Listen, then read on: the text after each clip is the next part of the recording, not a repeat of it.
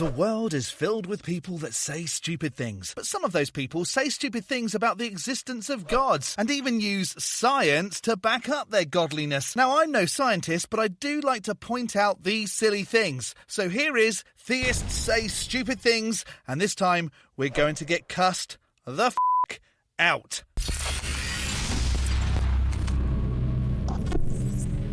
Hello, I'm the Skeptic, the British floating circle that watches people make extraordinary claims, and then I explain why I don't accept what they're saying. Theists say stupid things, from proof of God, using science, to calling God a murderer, to flat out being called a f***ing shitty c***.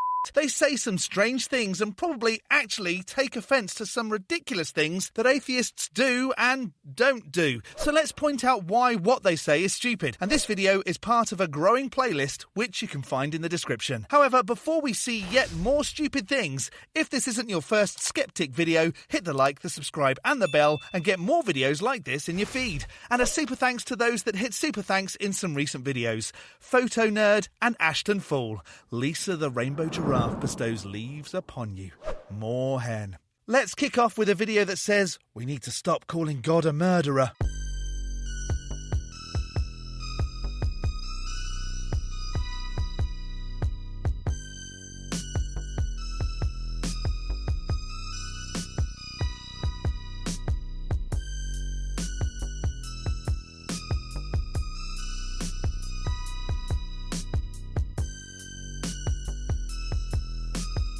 Hang on, that's the argument? Because in a believer's eyes, a God gave you life, it should be allowed to take it away? Well, if that's the case, any parent should be able to take the life of their child, which is pretty stupid.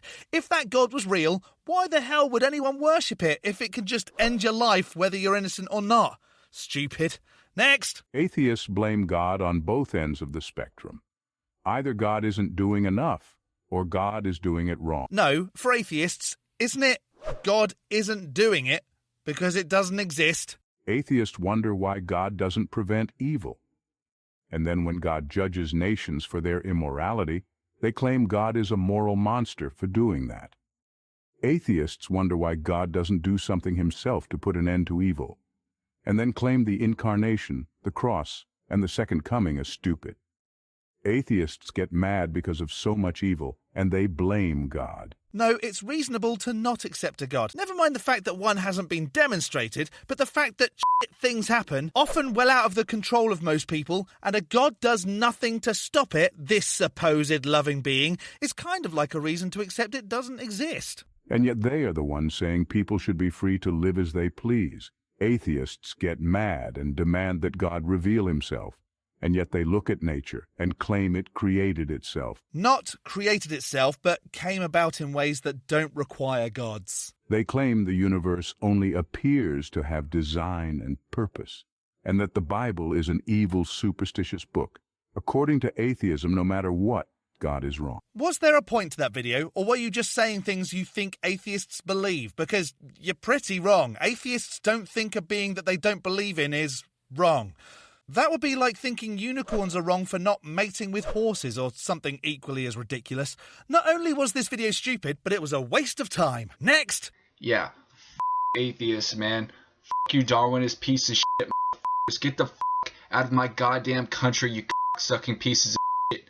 Guess what, man? You know a guy named John Adams, the dude that founded America? He said that non-religious people are not welcome here, Look it up, man. It's direct quotations. Whoa, whoa, whoa, whoa, whoa. Who hurt you, buddy? What are you scared of? And I hate to burst your bubble, but John Adams was firmly against the official establishment of any religion, though he did say that the Constitution was made only for a moral and religious people. I'm not religious, but I feel like my quote-unquote morals are in pretty good standing. I try not to be a It would be far easier for you to provide the direct quotations. I can't find anything other than a few pro-religion things, but not anti-atheism. You and all your goddamn World of Warcraft playing motherfucking bitch-ass friends. You're nothing but a scene, dude. You're a scene. You're not even a fucking belief system. You kiss my fucking Christian, you little slimy. I don't give a about any of you. You're a bunch of cowards, and none of you would have the balls to say the that you do to my face. You weak pansies, dude. With me, dude. With me. I'll fucking kill you, dude. I will beat your ass to the fucking ground. Oh, He shaves his armpits. Cute. Alright, I will beat your f***ing ass. And you think I'm a troll? Well, guess what, dude? I f***ing am. I'm a f***ing goddamn troll to people like you. I have respect for plenty of kinds of people, but not for atheists, not for f***ing agnostics, and not for f***ing Satanists, pieces of shit metalheads. Roar, roar, my father doesn't like me. Roar, roar. Shut the f*** up with your f***ing bullshit death metal, you little scrawny piece of shit. I mean, I don't have much to say other than, are you projecting? Does your dad not like you? You're a little f***ing coward. You're afraid of emotion. You're afraid of f***ing feelings. You're like a f***ing emo kid to me, you f***ing black wearing piece of shit. F*** you, man. F*** you little bitch. I'll f***ing kill you, dude. I don't give a shit. Atheists don't show emotion. Atheists only wear black. Does this guy just not know anything? Other than a few curse words, atheists just don't believe in gods. Why are so many folks threatened by that? And Satanists don't believe in a literal Satan. They leave that to the Christians. I respect people like this dude that are making videos. And I don't respect atheists, a angry video game nerd neither, dude. That guy's a slimy that steals people's money. So all your mothers, dude. Peace. I'm out of here. Okay, I'm a terrible atheist. I haven't been taking any video gamers' money. Am I doing it wrong? Other than having to bleep this guy's video a lot, I didn't get anything other than a whole load of projection and stupidity. So, next. If I were still an atheist, this one line of evidence would convince me that God exists. Virtually every scientist in the world now believes the universe began at some point in the past. That the universe is not eternal. It's not eternal. It has not always existed. I don't think picking one or two scientists that say, I don't know about the universe being eternal is the same as all scientists saying it's not eternal. Who knows? Alexander Volinkin, the head of the Cosmology Institute at Tufts University, said the proof is now in place that the universe had a beginning. Well, that makes a strong argument for God because whatever begins to exist has a cause. It just shows that the best understanding is that the current known universe had a beginning. You saying that everything that begins to exist has a cause isn't the same as everything that exists has an explanation for its existence. You never know, one day it could. You're adding in an undemonstrated sky fairy. I could say that the first cause was Lisa the Rainbow Giraffe, leaf be upon her, and it has just as much credibility as any god. We now know the universe began to exist. Therefore, there must be a cause behind the universe. The cosmological argument doesn't get any better, does it? No matter how you try and tell it. Well, then you ask the question, what kind of a cause can bring a universe into existence? Lisa the Rainbow Giraffe, leaf be upon her. It must be transcendent, because it existed apart from the creation. It must be timeless or eternal, because it existed before physical time came into being. It must be immaterial or spirit, because it existed before the physical world was created. What is physical time, and how does it exist? Isn't it just an explanation for the passing of moments? And a god that existed outside of the material surely can't interact with the material since it's outside of it. And if it's outside of it, then there's no way of knowing it exists. You're just saying it does. Must be powerful given the immensity of the creation event. Must be smart given the precision of the creation event. Must be caring because he created such a wonderful habitat for us to exist in. Sure, perfect creation with rocks flying through space at such high speeds they could kill us at any moment, and a wonderful habitat, even though 99.99999999999 reoccurring percent of what the god supposedly created isn't fit for life, and even less so for human life, the creature it supposedly created to worship it. Sure. It must be personal because he had to make the decision to create, and then the scientific principle of Occam's razor tells us there would be just one creator. Occam's razor simplified just says to take the easiest option out of some competing ideas. If anything, adding a god means it's putting in an extra step. So you're doing it wrong. Well, wait a second. Transcendent, spirit, eternal, powerful, smart, loving, unique. That's a description of the God of the Bible. What?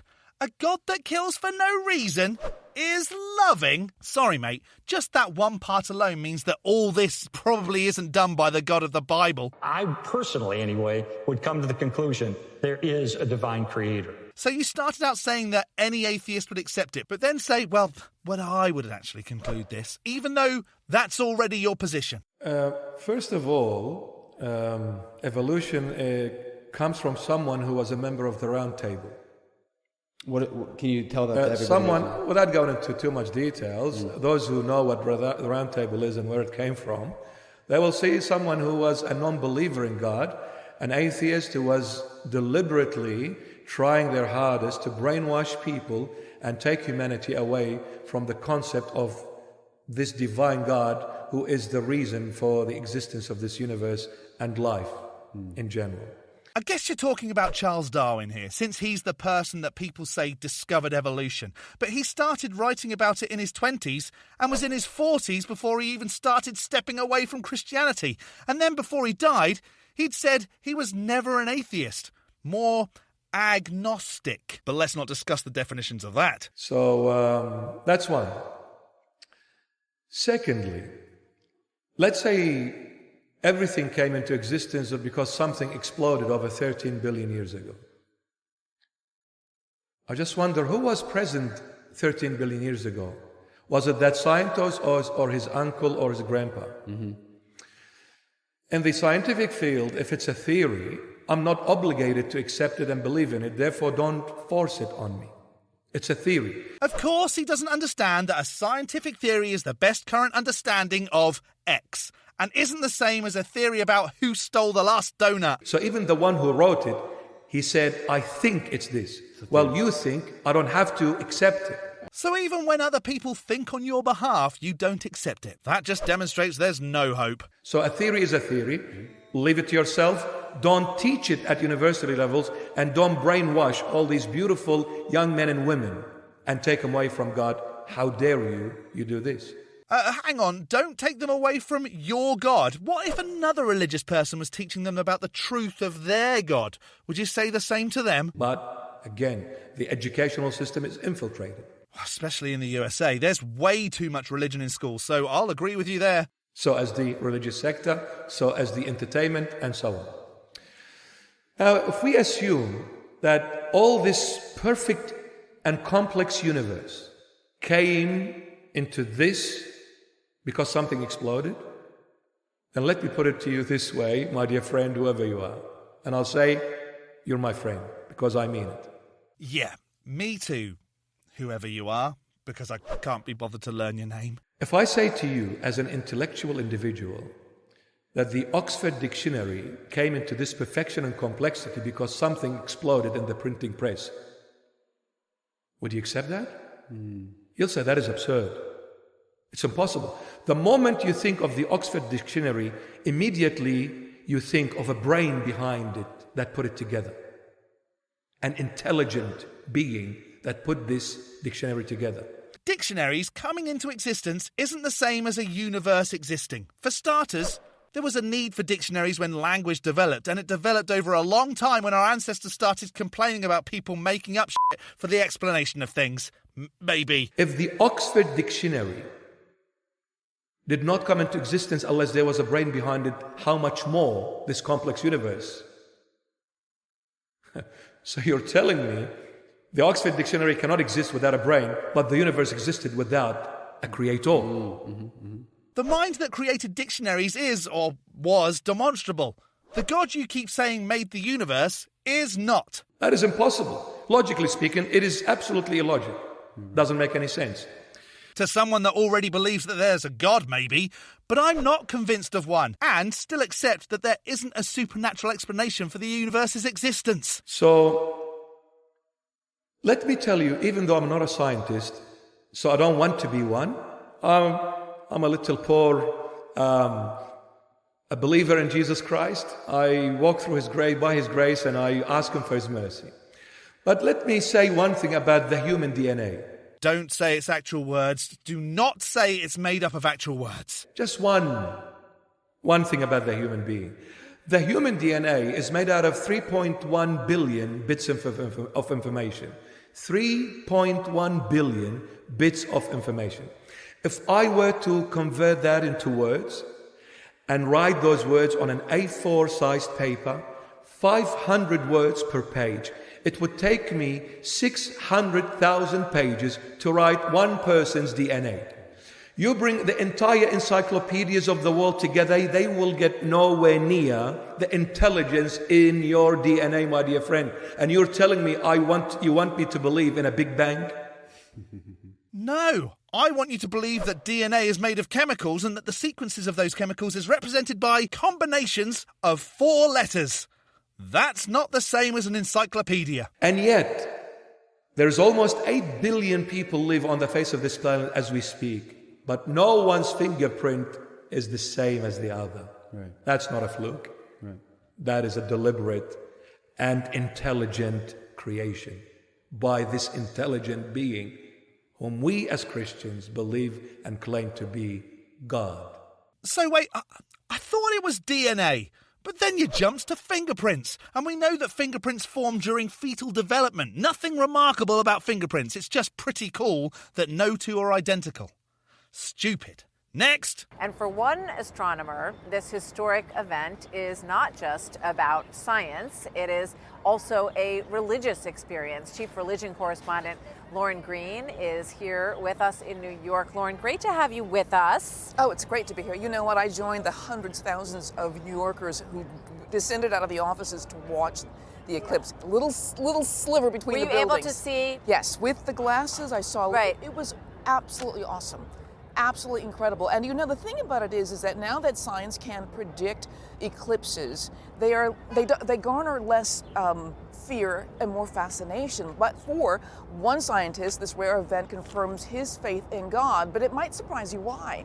As the moon blocks out the sun and brings total darkness to a large swath of North America today, millions are marveling at the rare sight. But for physicist and astronomer Dr. Hugh Ross, it's a reminder that a solar eclipse that of more than 100 years ago confirmed Albert Einstein's theory of general relativity, which proved the universe was finite and that it had a beginning. The equations of general relativity reliably describe movements of bodies in the universe. Space and time are created. Dr. Ross is a bloody creationist. Lasai. And hang on, a shadow being cast over the Earth proved that the universe had a beginning? Fox News really will say anything. Which establishes that the cause of the universe must be an entity or a being beyond space and time. Now, Ross says only in the Bible, among all holy books, is God described in that way. Okay, that's it. Lisa the Rainbow Giraffe, leaf be upon her, is going to be described as the one that poops the universe into existence, as is written in the book of Lisa the Rainbow Giraffe, leaf be upon her, currently under construction. So that proves that a giant cosmic rainbow deity pooped everything out. Phew. That was easy. Now, Ross says we live in a unique time in history of the universe when we just happen to be able to view these eclipses because the moon's distance from the Earth is the exact size it needs to be in order to completely block out the sun. If we were here at a different time, we wouldn't be able to understand the physics of our sun, the physics of other stars to the degree that we can. God wanted us, in my opinion, to be able to read the whole book of nature. Oh, in your opinion, huh? But you're a creationist. The only creationist I can take seriously is, hang on.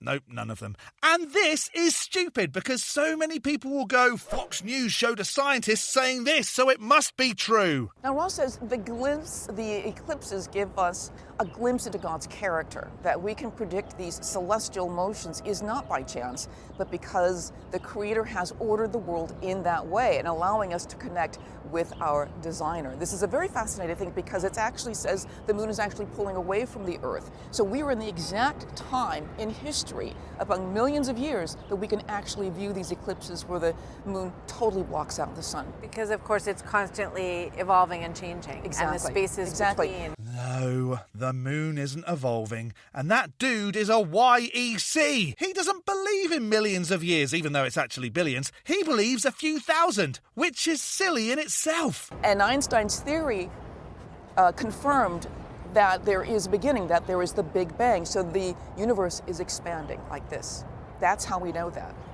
And it was interesting what he said at the beginning about how Einstein's theory of relativity, in his opinion, proved that the universe had a moment of beginning that could only have been created by an entity that set that into motion. Well, understand that before the general relativity theory, scientists believed that the universe was static, eternal, that there was no beginning to it. It was Einstein's theory that actually confirmed it had a beginning, and Einstein actually inserted a factor to create the static universe and realized he had to take it out because it wasn't accurate. I mean, I've let it go on long enough. Einstein's theory of general relativity observes the warping of space around massive objects, right? And that's what gave us the Big Bang. Fascinating. It's so interesting. And of course, there's also discussion today about the hours during which Christ was crucified and whether or not the darkness that is described that came over that area for 3 hours is scientifically possible. No, it wouldn't have been an eclipse. The longest eclipse was back in June of 753 BCE, before the Common Era, for those who watch Fox News and don't know that there's an alternative to the CE and AD system. And that one lasted a whole 7 minutes and 27.54 seconds, with the longest theoretical possible eclipse at 7 minutes and 32 seconds. Well, that's what Dr. Ross says. He says from an astronomer's point of view, the crucifixion was something totally different. You know, a solar eclipse lasts for about 1 minute to 7.5 minutes, right? What the Bible describes during the crucifixion was total darkness for 3 hours. From an astronomer's point of view, that is not an eclipse. That is something else totally. And so you have to go back and say, okay, is there a natural cause of that, or is this another kind of miraculous kind of event that God created during the crucifixion? It's really fascinating. Or that bit of the story didn't actually happen. And, you know, just very quickly in the last minute that we have, Lauren, we've heard everybody today that we've spoken to say that it sort of makes them think about their place in the world and how small we are in the universe and how short our time is on this planet.